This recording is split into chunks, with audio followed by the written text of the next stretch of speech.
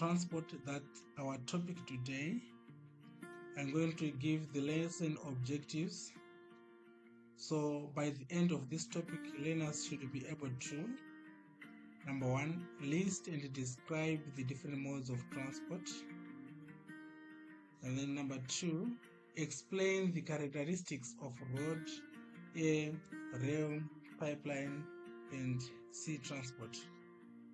Examine the advantages and disadvantages of each mode, as well as giving examples of each mode of transport. Then after that, I'm going to define modes of transport. If you are new on this channel and you haven't subscribed, please subscribe for free and hit the bell icon so that you'll never miss our lessons. Modes of transport refer to different ways or means by which goods and people are moved from one place to another. Each mode uses specific routes or media such as land, air, or water. So there is road transport, sea transport, air transport, rail transport, as well as pipeline transport. Road transport uses roads, rail transport uses the rail, and then the air transport moves in the air. As you can see, this airplane moves up. And then the water transport are like ships, they move in water. Then the pipeline will transport liquids using pipes. So I explain each mode of transport. So I will start by explaining the road transport. So definition of road transport. Road transport involves the movement of goods and people using vehicles on roads such as cars, buses, motorcycles, and bicycles. The characteristics of road transport: they use tarred roads, gravel, and dirt roads. And then they are suitable for short to medium distances. They offer door-to-door service. And also the examples include commuter or minibuses, Zubco buses or buses, as well as delivery trucks and bicycles. Right. Moving on to advantages. Advantages of road transport include they are flexible and can access remote areas. As you can see, the buses can move up to the remote areas. They offer door-to-door services. They are cheaper on short distances. For example, Mtoko to Harare is $5, Moyo Harare $3, then Tungiza Harare that's 50 cents using the bus. Then the goods can be delivered quickly and directly, but there are also some disadvantages. Roads may become congested or damaged, as you can see, potholes. And again, accidents are common. And also not suitable for very heavy or bulk goods. As you can see, these can be transported on sea, and then they are affected by weather. The roads may be swept away. Right, moving on to rail transport. I will define rail transport.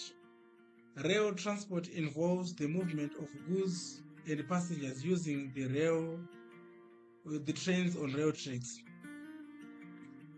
Characteristics of rail transport: they used mainly for heavy goods over long distances, for instance in Africa, and they fix the routes and schedules because they want to use the rail tracks, so they have to be well planned and scheduled.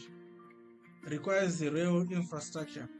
And then examples: in Zimbabwe, we've got National Railway of Zimbabwe trains. We have got target trains for carrying coal or minerals, as well as passenger trains, which moves faster, the passenger trains.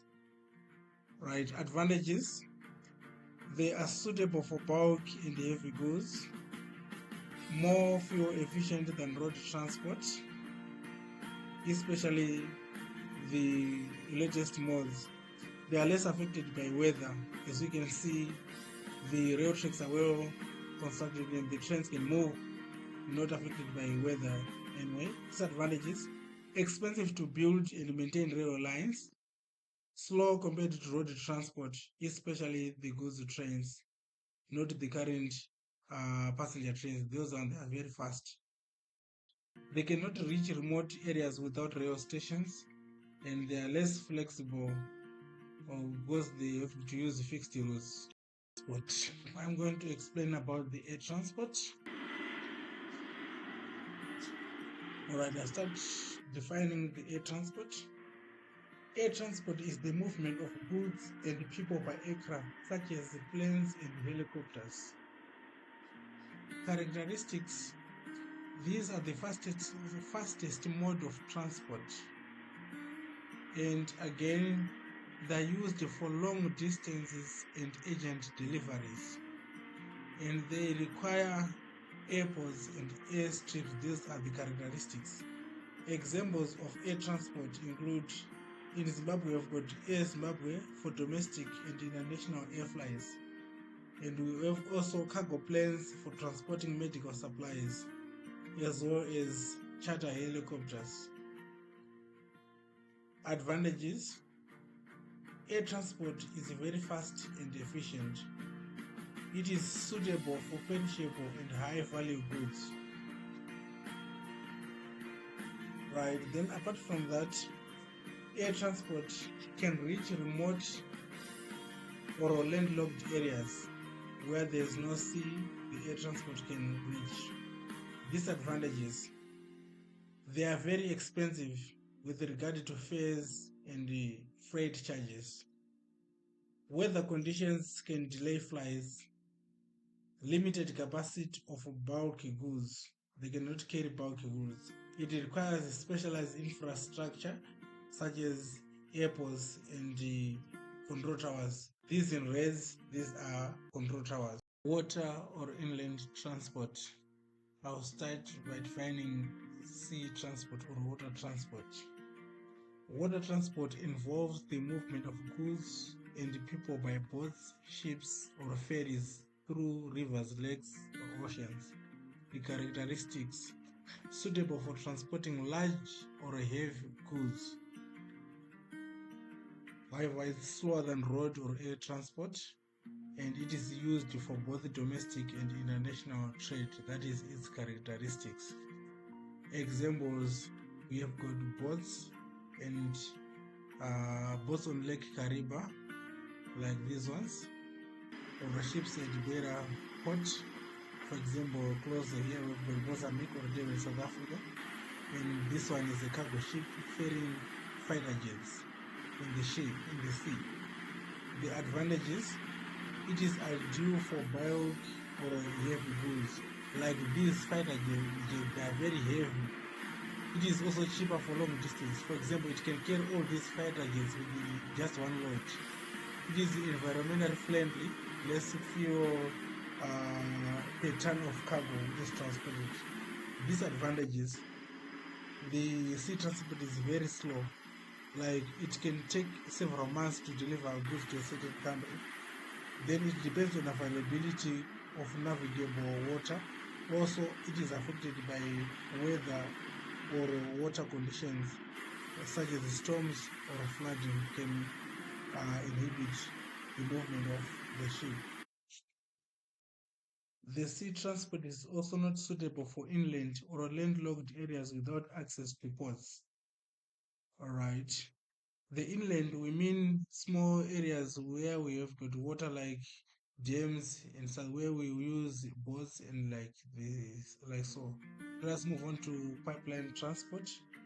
Definition: pipeline transport involves the movement of liquids and gases through long tubes or pipes laid underground or over the surface. Characteristics of pipeline: they are used for transporting oil, fuel, and gas. It requires pump stations and control systems. They are not used for solid goods or passengers. Azviite kuti vanhu vatakurwe nemapipe. Examples: we have got Feruka pipeline transporting fuel from Beira to Mutare, and gas pipelines in industrial areas. like hydrogen pipelines like this. Advantages: these are safe and efficient for liquids. They operate 24/7 with little human effort because it is automated. It also reduces traffic on roads because a lot of fuel will be transported through the pipe, not using trucks. Disadvantages: very expensive to install.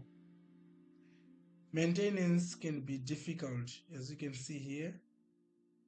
If clogging happens, then maintaining it becomes difficult. Then leakages can cause environmental damage.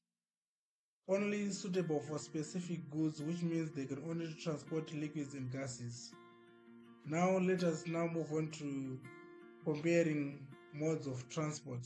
I'm going to explain the mode example and then what is best for explaining the road, rail, air, water, and pipeline. Starting with the road.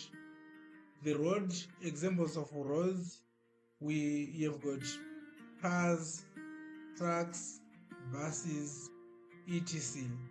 on the roads. These are best for short distance or door-to-door service. And then we move on to rail. The rail, we have got NRZ. They are best for transporting heavy and bulk goods over long distances. Air, we have got Air Zimbabwean cargo planes. These are good for urgent goods or long distances. And we have got water. Examples include ferries or ships. They are best for large goods over water bodies. And then lastly, we have got pipeline. Examples: fuel pipeline. They are best for transporting liquids like petrol or gas. Now let us move on to values and attitudes promoted by transport. Responsibility. Drivers and operators must ensure safety and the care of goods and passengers. Punctuality. Transport systems must run on time to avoid delay in businesses. Safety. Transport users must follow rules to prevent accidents. That is very, very important on safety. And then we move on to the next value, which is innovation.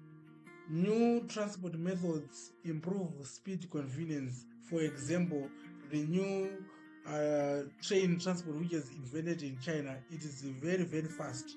Environmental awareness encourages the use of eco-friendly transport systems. So this is the end of the topic, ladies and gentlemen.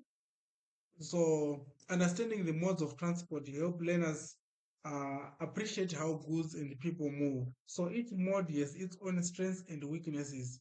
The choice of transport depends on the type of goods, distance, cost, or urgency. Transport plays a pivotal role in business, trade, and daily life.